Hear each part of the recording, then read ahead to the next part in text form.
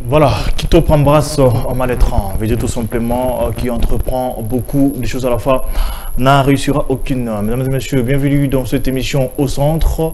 Ça a toujours été un réel plaisir pour nous de chercher des personnes habilitées juste dans les buts de décortiquer, d'éplucher bien sûr la matière ou les problèmes qui taraudent l'esprit des Congolais. Et aujourd'hui, bien sûr, mesdames et messieurs, nous allons chercher quelqu'un qui va toutefois décortiquer ou encore éplucher, bien sûr, pas mal de sujets faisant état d'actualité de notre pays. Sur ce, nous allons essayer un peu de parler de la marche de l'opposition qui a été bien sûr reprimée par les forces de l'ordre. On va essayer un peu de parler aussi du social du peuple congolais. Est-ce que tu sais qu'est dit ou le régime actuel parvient quand même à remplir ses tâches en tant que dirigeant de ces grands pays? On va un peu débrosser aussi sur les processus électoraux d'ailleurs qui s'annonce bientôt dans 5 mois où le peuple attend avec ardent désir les élections prochaines. Voilà, quoi comprendre sur la diplomatie du chef de l'État face à l'insécurité de notre pays? Est-ce que le chef de l'État parvient à trouver des solutions idoines par rapport à l'insécurité qui frappe notre pays? C'est au cours de cette émission que nous allons devoir en pourparler avec notre invité habilité. Voilà, vous êtes nombreux en train de nous suivre en direct sur le Phare Télévision, mais aussi sur les Centres TV qui est notre chaîne YouTube. Voilà, question pour moi aussi de dire merci à toute la grande équipe qui me tient compagnie, Monsieur Loubaki, merci à vous, Monsieur Chims Chimanga, qui est aussi derrière bien sûr la régie. Voilà, mesdames et messieurs, je reçois pour vous monsieur André Etupamba Ndibou. Il est membre de l'Union Sacrée de la Force du Progrès qui est aussi allié à l'UDPS à qui je m'avais dit joyeusement. Bonjour monsieur André Etupamba Ndibou. Bonjour monsieur le journaliste. Comment allez-vous? Je vais gracieux. Je pense que je n'ai pas massacré votre nom. Non, non, ça va. Très bien. Est-ce que vous vous sentez d'abord à l'aise de vous retrouver dans l'Union Sacrée que les gens qualifient de l'Union Sucrée? Paraît-il que les gens l'union sacrée parce qu'il y a du sucre, il y a du miel à savourer de l'autre côté. Est-ce que c'est vrai ce que les gens disent? Bon, c'est que les gens peuvent dire, mais nous sommes même, parce que je suis de l'UDPS, je suis de la force défensive de l'UDPS. Donc, l'Union Sacrée, c'est l'œuvre du président de la République. Ok. Donc, on veut que le pays aille de l'avant, que le peuple congolais vive dignement. C'est pourquoi il y a eu création de l'Union Sacrée. Donc, on se sent à l'aise dans l'Union 4 ans Sacrée. après, depuis que le chef de l'État a eu le bâton de commandement de ce gigantesque pays qui est le Congo, moi j'ai toujours dit c'est un don béni des dieux, bien sûr. Quel est le bilan que vous établissez, que vous pouvez élaborer par rapport à ces réalisations, bien sûr, depuis qu'il est au pouvoir? Le bilan est largement positif. Comment ça? Largement positif. Il y a beaucoup qui reste à faire, mais il y a beaucoup de choses qui ont été faites. Comment réagissez-vous par rapport à ce que vous critiquez? Que vous êtes venu au pays, vous êtes plutôt venu pour gérer la chose publique avec ce qu'on appelle les stages, bien sûr. On dirait que vous êtes en train de faire les stages au sommet de l'État, où les gens observent déjà beaucoup de malversations financières dans beaucoup d'entreprises. Mais qu'est-ce que vous répondez à ceux qui vous critiquent négativement de la sorte? Bon, nous ne pouvons que recevoir cela, que comprendre leurs critiques, mais vous savez aujourd'hui, lorsqu'on parle même de la croissance, c'est qu'il y a eu comme croissance, on voit l'exponentiation même de réalisation de recettes dans le régie financière. Mais c'est grâce au contrôle de l'IGF. Est-ce qu'auparavant on atteignait ce niveau de recettes? Ça ne se faisait pas. Mais aujourd'hui, avec le contrôle de l'IGF, il y a une exponentiation dans la réalisation de recettes, dans le régie financière, notamment la DGI. Donc là, c'est un exemple que j'ai donné comme ça de façon ramassée. Mais il y a tant d'autres que je pourrais ajouter. 16 milliards comme budget en montant colossal, bien sûr, dicté sur les lèvres Mais en réalité, paraît-il que c'est un montant qui a été juste imaginaire, alors qu'en réalité, ce n'est pas 16 milliards de dollars qui est comme le budget de notre pays. Bon, déjà, en 2022, on avait fait 9, nous étions déjà dans 9 milliards, et puis on est passé, bon, c'est ça le montant, on voulait atteindre le 16, on est passé maintenant en 2023 11 milliards, mais quand je dis qu'il y a l'amélioration du social, ce qui est vrai, est-ce que je puis vous rappeler ici que quand on parle du social, on voit aussi, par exemple, la gratuité de l'enseignement. Vous savez combien le montant qui a été alloué pour la gratuité de l'enseignement, c'est près de 1 milliard de dollars. Et bientôt, là, on parle du programme de la gratuité de l'accouchement. Près de 41 millions de dollars alloués pour cela. Là, c'est pour la ville de Kinshasa.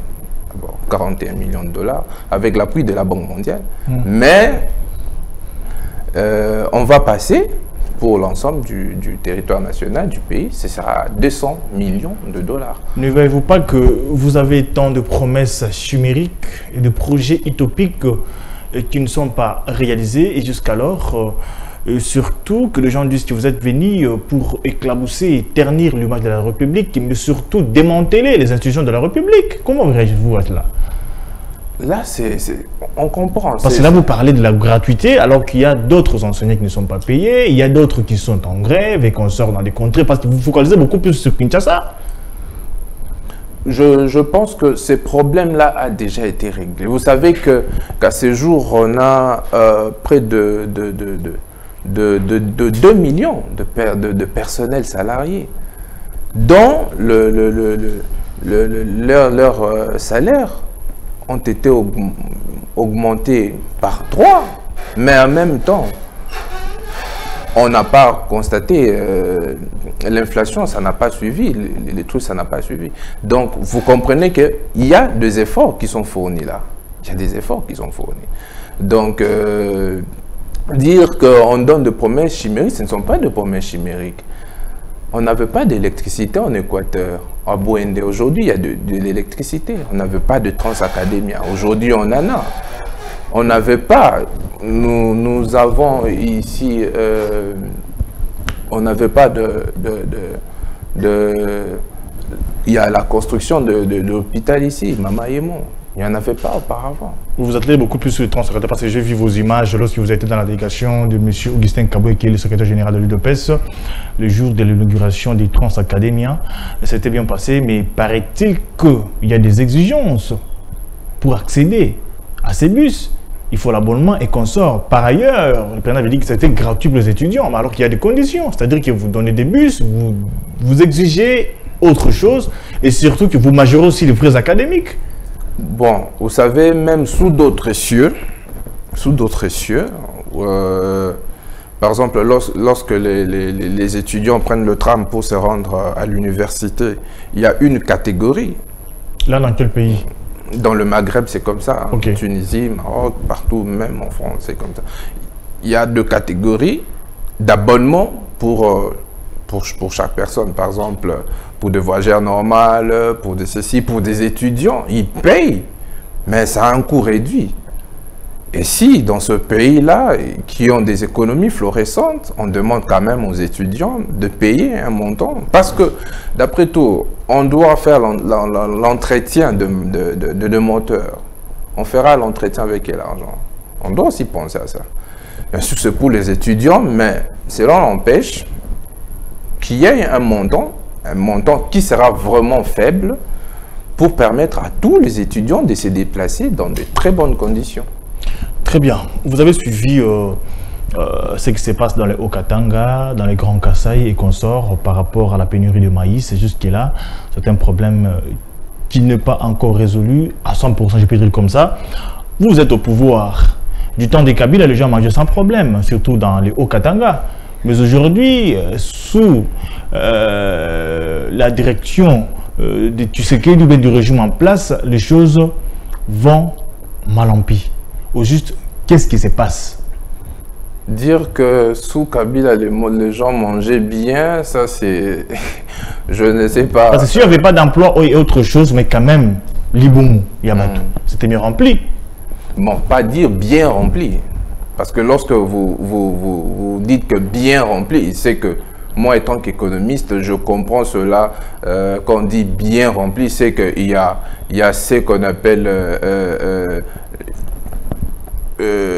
parce que vous savez, le problème, c'est la sous-alimentation. C'est-à-dire, ce que vous mangez, ça ne convient pas. Vraiment, ce n'est pas la quantité que vous devriez manger. Donc, c'est qu'il y avait l'autosuffisance alimentaire, c'est que vous voulez me faire comprendre par là, à l'époque de Kabila. C'est à vous d'expliquer cela? Non. Notre pays, jusque-là, n'a pas encore atteint l'autosuffisance alimentaire. Donc, parler de la nourriture, il y a de la souffrance partout. Vous irez en France, vous allez voir des gens qui demandent à manger au coin des rues. C'est partout. Sauf qu'il y a des améliorations. On constate qu'il y a pénurie de maïs dans le Katang, dans le Kasaï. Et le ministre de l'économie, son excellent Vital Kamerhe, s'était dépêché en Afrique du Sud pour aller trouver une solution quant à ce. C'est important d'effectuer ce genre de mission. Alors que nous avons des terres arables ici au pays. Oui, mais vous savez, en économie, il y a une théorie qu'on appelle la théorie de l'avantage comparatif. Qu'est-ce que ça dit, cette théorie-là? Vous avez deux pays qui produisent le même bien. Mais si on constate que dans votre pays, le coût de production est très élevé pour produire ce bien, vous avez tout intérêt à exporter le même produit qui est produit dans un autre pays, ce même bien produit dans un autre pays, mais où le coût de production est faible. C'est l'une des solutions. Ce n'est pas le fait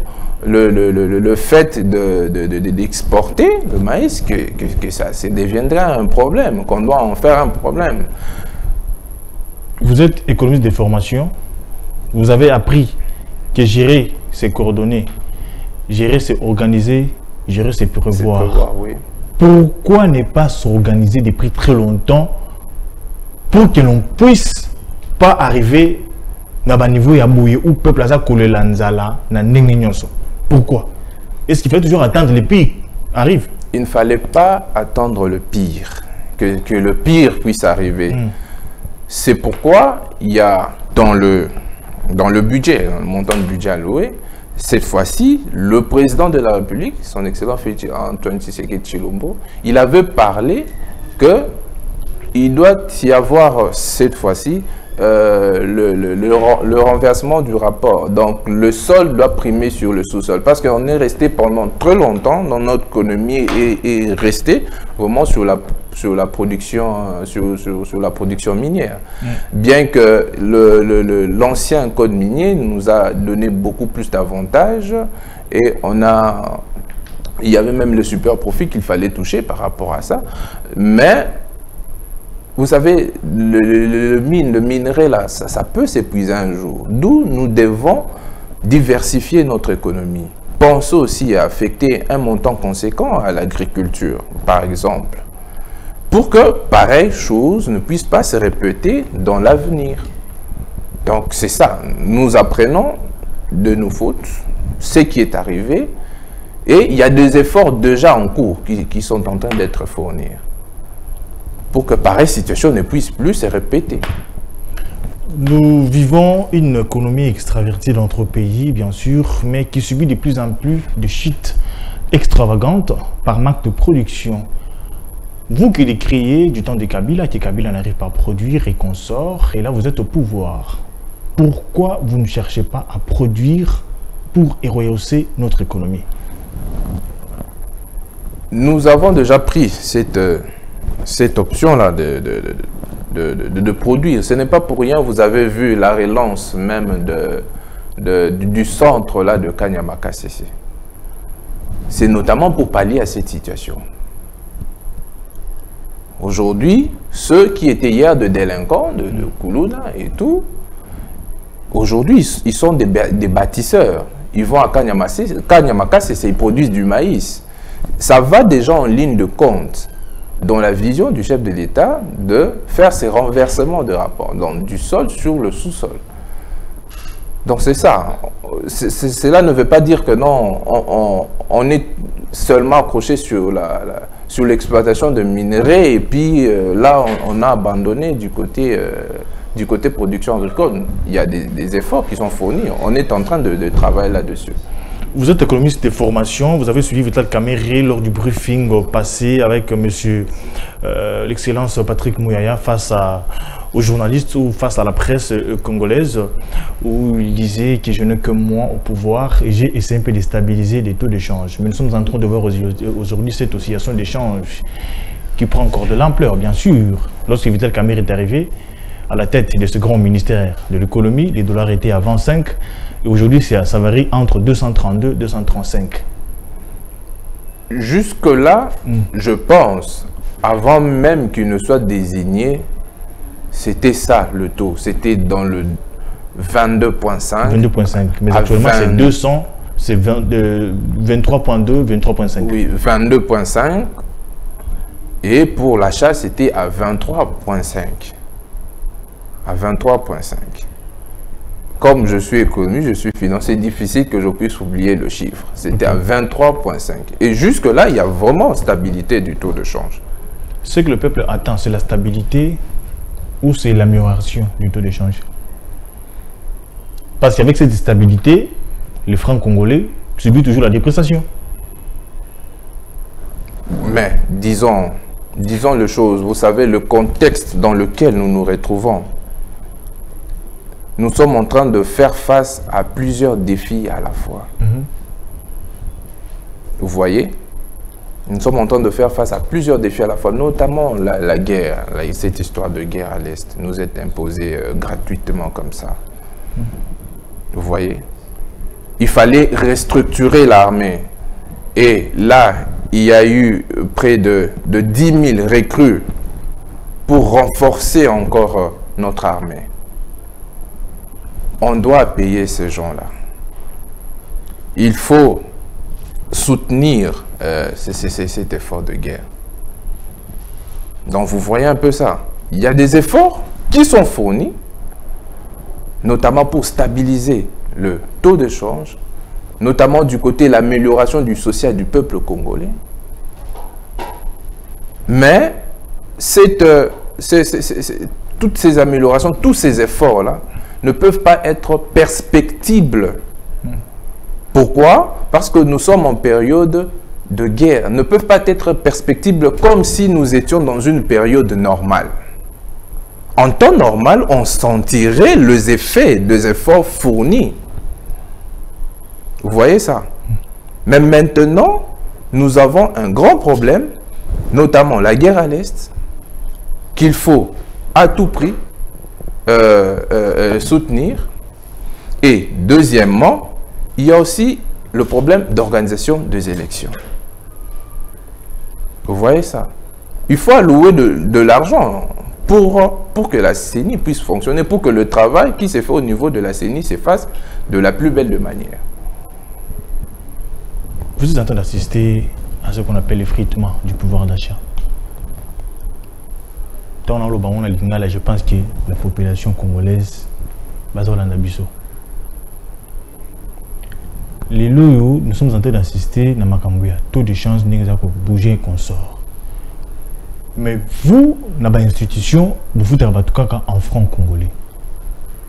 Vous ne voyez pas qu'il y a besoin de pousser le peuple à accroupir davantage dans la misère. Exactement que pousser le peuple à accroupir dans la misère.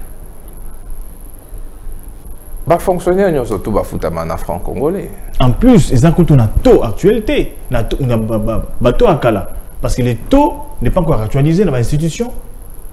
Pour foutre un taux actuel, en fait, qui va profiter de Yango. Mais ils sont payés en francs congolais, mais oscillation du taux d'échange, ils ont frappé. Oui, ça c'est le problème. Et cela met en difficulté, va fonctionner tout à l'État. Ça c'est le problème que nous connaissons. Mais je vous ai dit ici que les salaires ont été améliorés de près de 3, donc multipliés par 3.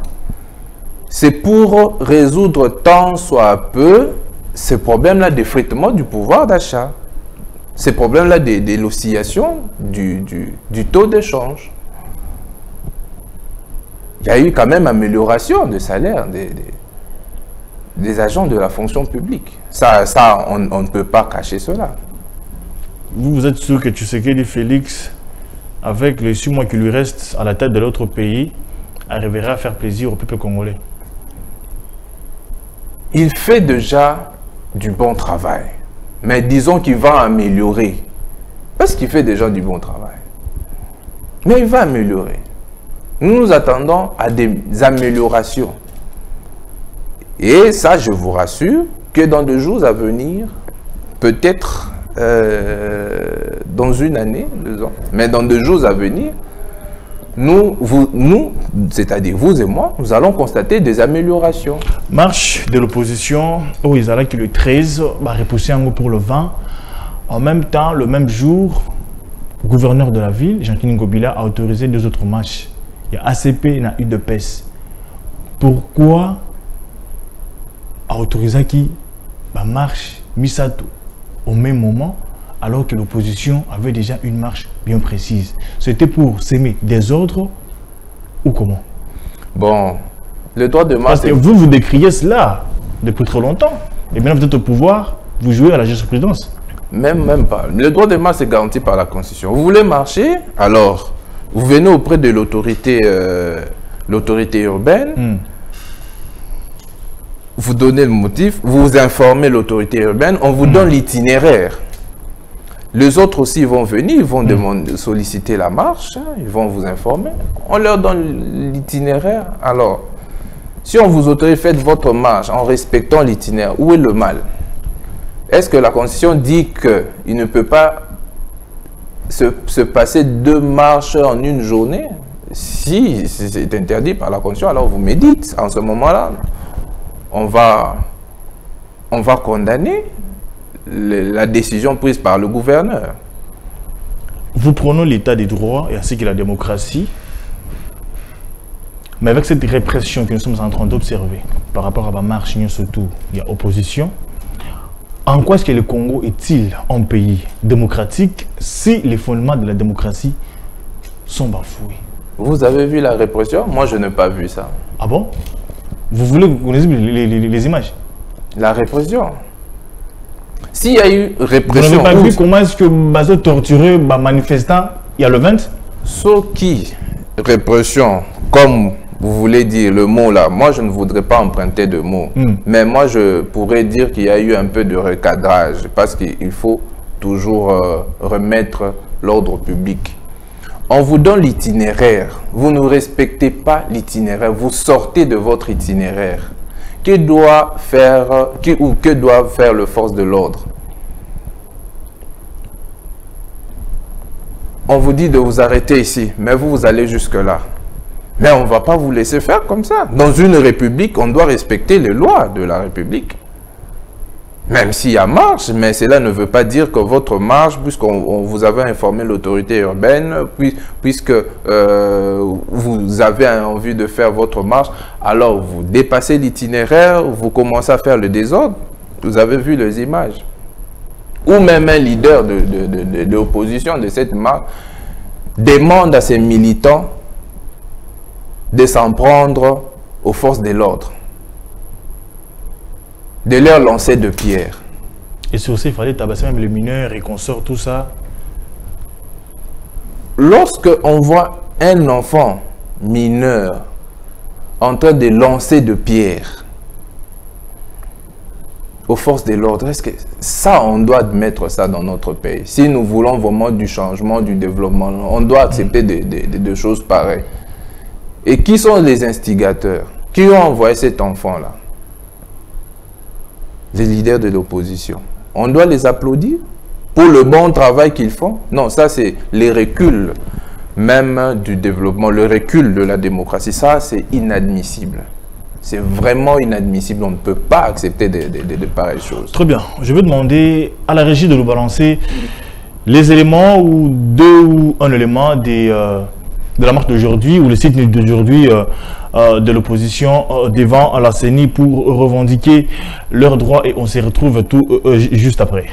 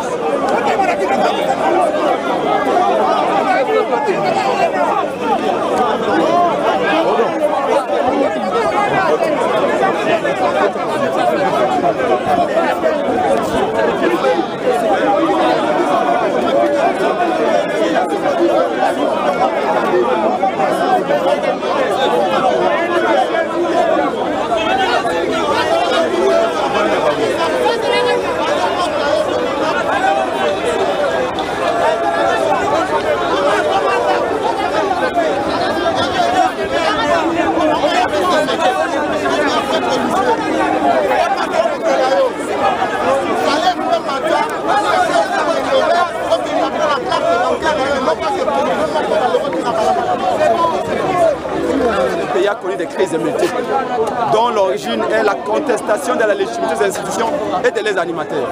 Depuis 60, il n'y a eu que des coups d'État, il n'y a eu que des rébellions et des fraudes électorales. Nous disons maintenant qu'on est resté, nous les descendants, moi PSP, je suis descendant de Lumumba, lui les descendants de Tshisekedi, les autres sont les descendants de Kimbangu et autres. Organisons des bonnes élections pour la première fois dans l'histoire du Congo, que les meilleurs gagnent. Voilà pourquoi j'ai ces ballons. On ne commence jamais une compétition de football. L'arbitre ne peut jamais commencer un match de football en mettant les ballons dans la défense d'une équipe adverse. Jamais. Les ballons sont toujours mis au centre. Nous voulons que les ballons soient mis au centre. C'est-à-dire que l'arbitre soit neutre. Or, que Kadima n'est pas neutre. Nous voulons mettre fin au cycle de fraude. On a posé une simple question à Kadima. Combien de machines d'enrôlement avez-vous acheté en Corée? Kadima nous répond bête. Mesdames et messieurs, de retour sur ce plateau. Voilà. Monsieur André Mandibou, Yolanda Tutugolanda, by image, il y a opposition, où il y a qui la sitting, du bossé à Seni, pour nous revendiquer le bango. C'est le bango. Seni et M. Kadima, ils ont préparé, ils réussissent, il y a tu sais qui dit. N'a pas tout qu'on sort. D'où Seni, il faut la restructurer.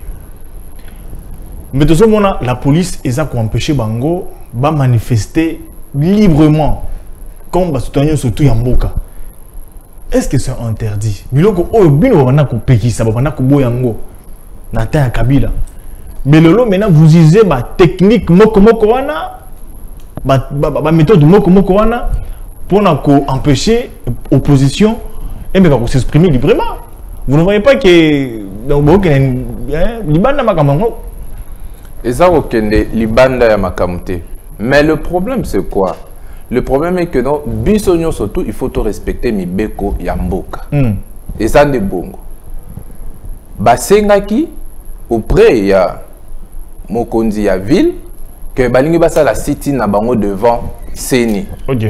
Maintenant, est-ce que bango, mais tant que basenga qui marche na bango balinga qui basala on coûte ba respecter itinéraire mais bazwa qui autorisation après quoi informer basala qui yango mais maintenant oh ya ko sala devant nini ya Seni wana devant nini bureau ya Seni eza n'arrêté ya gouverneur arrêté numéro 329 cabinet à gouverneur où eza ko définir ba zone où eza appelé la zone neutre. Okay.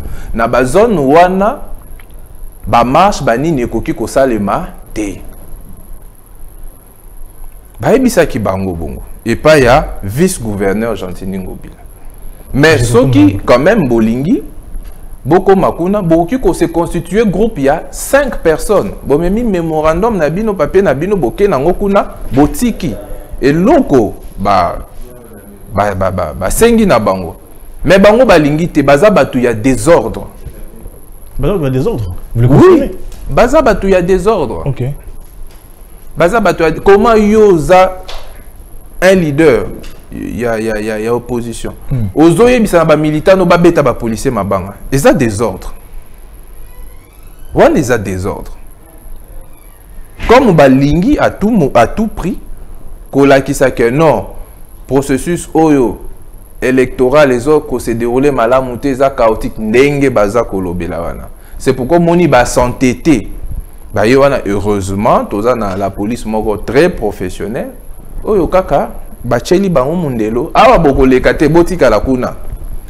Ceux qui boza aposa leka au moins 5 personnes baleki na memorandum boke nango tikuna bo déposer na seni likambu esili abu pia. Ba tu faut basala misala bango, il faut bazala na kimia. Il faut mboka za na kimia. Kuna guerre za na biso tozala na kimia.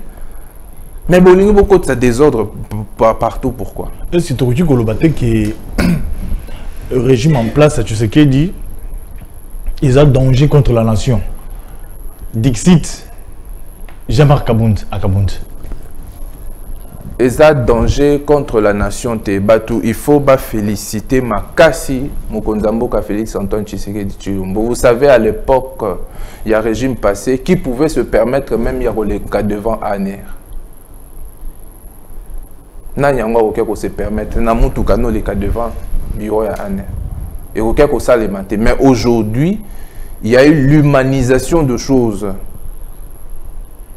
Moutounio surtout a requis qu'on se sentir à l'aise, au requis qu'on critiquer mon Konzamboka, même dans Moutouka, tu n'es pas inquiété aux à l'aise. Tant nazolo la critique, cela ne veut pas dire outrage au chef de l'État. Bah, il ne faut pas confondre parce qu'il y a la critique positive et la critique négative. Ce que c'est que se mettre dans le film à mon Konzamboka au sala boloko. Parce que il faut qu'on respecte l'image du chef de l'État. Mais aujourd'hui, il y a eu quand même l'humanisation, même il y a un service et la sécurité.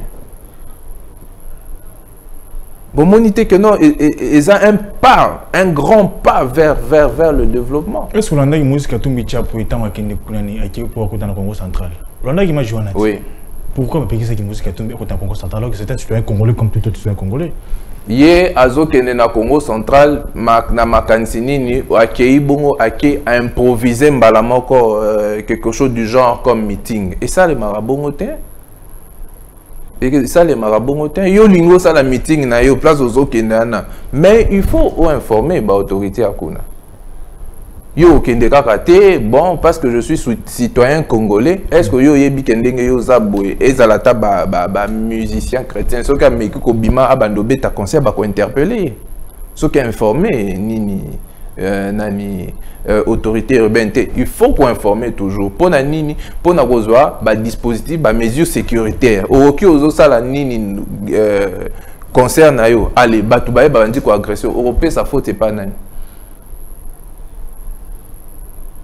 On veut de tout le monde, on veut que tout le monde soit à l'aise dans ce pays, mais il faut respecter les lois et les règles et les textes de la République. Besoin de faire taire opposition.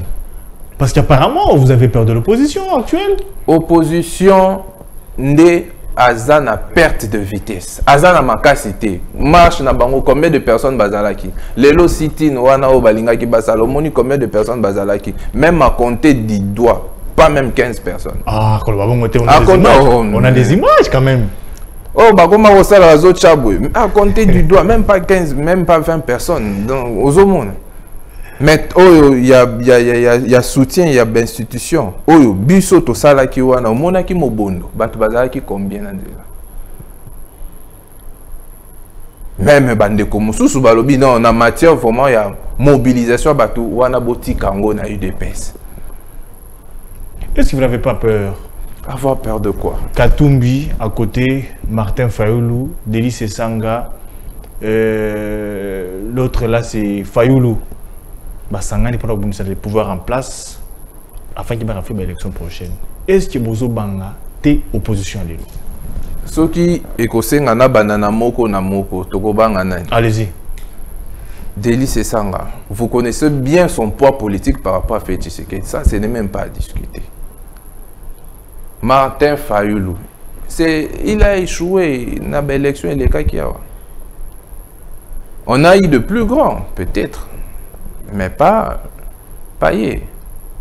Maintenant, à part ça, vous allez classer Kimata Taponyo. Non, aujourd'hui, Lokuta Mabe Félix n'a pas de concurrent. On a même on a monté Manayo. Ndimi et lobby, oui. Atikali. Même na monté Manayo. Même na Nzambe Likola lobby amen na makambo. Et ça Robombati. Il n'y a pas match. Et ça Robombati. Félix Tshisekedi na ministre za na concurrent te bango nde bazobanga échec na bango tant bazolo ba nini chaotique alors qu'il y a des experts Denis Kadi mazo sa makam na ndenga koko sauter na ndenga ko bata mate abengi be expert baya kota la fichier électoral wana babi c'est un fichier vraiment fiable à 100%. Bayo ki bongo pesi bango lisusu ko banga. Tu as dit par rapport à ce qui vous accuse que Denis Kandima a un ressortissant, il y a UDPS. C'est-à-dire qu'il y a comment que ça la magam pour que tu sais qu'il y a l'élection prochaine. Et surtout, dans la Cour constitutionnelle, Botier Moulouba. Dans la CENI, Botier Moulouba. Ceux qui dans le ministère, il y a intérieur, Botier Moulouba.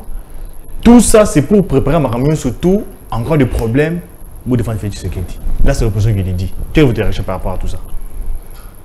Tout ça, je dirais que ce sont des subterfuges. Vous savez, avant que le président Félix Tshisekedi ne puisse accéder au pouvoir, vous avez vu comment était la composition de la Cour constitutionnelle. Vous avez vu comment était la composition de la CENI. Corneille Nangaa, ce n'est pas un Kassaïen, disons-le comme ça. Puisque nous voulons maintenant parler des tribus. Corneille Nangaa n'est pas un Kassaïen, il n'était pas un Kassaïen. Il y avait aussi là la Cour constitutionnelle Benoît Lamba. Je ne sais pas si vous allez dire que c'était un Kassaïen. Mais Félix Tshisekedi, malgré cela, Kabila avait tout. La Cour constitutionnelle, la CENI. Mais malgré cela, Félix Tshisekedi a gagné les élections. Tout c'était entre les mains de Kabila. Mais malgré cela, Félix Tshisekedi a gagné les élections. Parce qu'il est accepté par la population. La population porte à cœur le projet de Félix Antoine Tshisekedi. La population n'est pas du côté de l'opposition. La population n'est pas dans leur distraction. Et c'est ce qu'ils ont compris. Maintenant, fouillant déjà l'échec à venir, ils commencent à monter des subterfuges.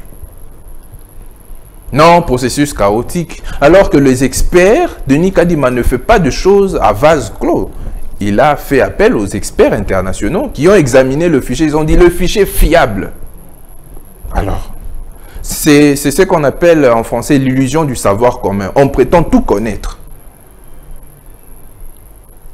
Tu n'es pas membre de la CENI, je ne sais pas, vous avez fait quelle formation, vous avez fait la sociologie ou la théologie, mais vous êtes expert en matière électorale. Qui vous a donné ces diplômes-là d'expert en matière électorale? Mais vous êtes en train de vous prévaloir expert en matière électorale. Quel est l'argumentaire qui vous pousse à dire que non, c'est un processus chaotique? Il n'y en a pas. Tout ça dans les spéculations. Le peuple attend avec ardent désir les élections prochaines et vous, de l'Union sacrée, et face à la conservation du pouvoir, est-ce que vous êtes sûr que ces élections, vous allez le rafler? Quelles sont déjà les dispositions prises pour affronter ces élections? Nous sommes sûrs que nous allons rafler la mise, que nous allons gagner haut la main les élections, parce que nous sommes en train de nous préparer suffisamment en interne. Nous sommes en train de nous préparer, notamment avec la mobilisation, l'implantation de bases par-ci, par-là. Donc, rassurez-vous, nous sommes sereins, nous attendons les élections et nous allons gagner ces élections. Comment comptez-vous vous y prendre avec cette insécurité qui ravage l'Est de notre pays? Parce que nous sommes en train de voir que la diplomatie du chef de l'État a échoué, comme le disent les opposants. Bon, ce n'est pas dire que... Parce que c'est pour éviter aussi les élections chaotiques de 2018, que les gens ont décrié bien sûr la main. Et aujourd'hui, tu sais qu'il y a toujours produit la démocratie. Est-ce que vous êtes sûr qu'avec cette insécurité qui ravage une partie de notre pays, cela va engendrer des solutions idoines par rapport aux élections prochaines? Oui, il y aura bel et bien des élections. Je vais vous rappeler une chose. Vous savez, au début, lorsque le président de la République a pris le pouvoir, la première chose qu'il a faite, c'était d'abord d'aller vers ses voisins, notamment le Rwanda, pour dire que nous avons longtemps vécu en chien de faïence. Est-ce qu'on ne peut pas penser à faire autre chose? C'est-à-dire laisser un peu cette histoire-là de guerre, penser au commerce. Je vous rappelle qu'à un moment donné, il y avait même la compagnie Rwandair qui avait commencé à effectuer, à inaugurer de vols ici. C'était pour qu'on puisse voir dans la mesure du possible comment on va collaborer entre les deux pays. Mais malheureusement, le président s'est senti un peu trahi, comme ainsi un peu pour dire, poignardé dans le dos. Parce qu'il a tendu la main à son ami, mais qui, lui, n'était pas de même avis. Et qui a commencé à soutenir, il s'est fait passer des tirades de ficelle, le M23. Le président n'a pas laissé la chose comme telle et a continué à décrier cela partout où il est passé. Aujourd'hui, c'est reconnu. Même les États-Unis demandent au Rwanda de ne pas soutenir le M23. Devrions-nous rester sur le simple parole dite par les États-Unis où il faut passer aux actes? Si, il y a le passage déjà aux actes parce que, vous voyez, cette restructuration de l'armée qui s'est faite, ces soutiens, même si on se sent aujourd'hui, on ne ressent pas les efforts de l'amélioration du social, c'est parce que il y a un montant conséquent qui est alloué à l'effort de guerre. C'est pour que cette histoire de guerre puisse finir complètement. Et nous sommes sur la voie. Quelle est votre lecture par rapport à ceux qui disent que le chef de l'État Tshisekedi est de mèche avec Paul Kagame en ce temps-ci, que cette insécurité ne fait que croître dans cette partie de notre pays? Parce qu'il a signé des accords avec la force sous-régionale de l'EAC, mais jusque-là, il n'y a pas toujours de solution. Tout ça, c'est du mensonge. Il n'est pas de mèche avec le Rwanda. Il n'est pas de mèche avec le Rwanda. Il est du côté de sa population. Le président de la République aime sa population. Donc, c'est tout ce que je puis vous dire. Parce que ce que les gens évitent, c'est les élections chaotiques. Lorsqu'on parle des élections, ce sont des bonnes élections crédibles et transparentes. Parce qu'autrefois, il y a quelques contrées dans notre pays où la population n'avait pas voté. Est-ce que cela peut se reproduire encore dans l'élection prochaine? Parce que jusqu'à l'insécurité et aussi la raté. Je dirais, vous avez parlé d'autrefois, mais c'était pour une cause. Il y avait la maladie. Mais cette fois-ci aussi, il y a encore une autre cause. Vous voyez? Mais néanmoins, c'est que nous devons retenir et qu'il y aura des élections. En entendant que, peut-être dans ces contrées-là, que la situation sécuritaire s'améliore, mais il y aura bel et bien les élections. Nous devons avancer sur cette voie démocratique que nous avons déjà entamée. Donc, on ne va pas s'arrêter pour donner le flanc à l'opposition, pour chercher un quelconque glissement. Il n'y en aura pas. Ça, c'est un rêve fou. Ils doivent oublier ça. Ils doivent s'attendre aux élections. Très bien. Regardez à votre caméra. Vous avez pratiquement 1 minute. Dites-nous, qui est-ce qui est la population congolaise qui vous a suivi peut retenir votre passage dans cette émission par rapport à la thématique d'aujourd'hui?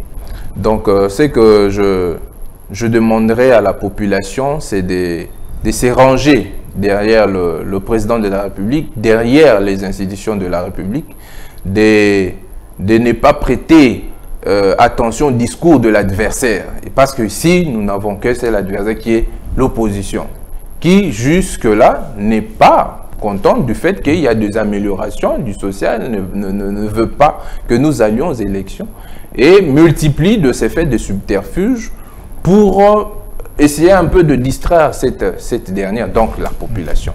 Concentrons-nous, nous sommes pendant une année électorale, concentrons-nous sur ce qui est essentiel, notamment sur la réélection de notre président de la République.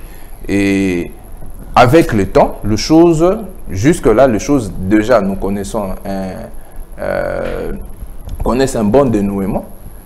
Mais ce que je puis vous rassurer ici, dans les jours à venir, nous aurons de meilleurs résultats, des résultats escomptés. Très bien. Mesdames et messieurs, nous sommes arrivés à la fin de cette première partie de cette émission au centre. Voilà, vous allez suivre en deuxième partie de cette émission Monsieur Delphin, bien sûr, qui va aussi recevoir quelques invités juste pour décortiquer et surtout les questions d'actualité. Alors, quant à moi, je vous dis au revoir et vous vous retrouverez avec Monsieur Delphin dans quelques minutes. Merci.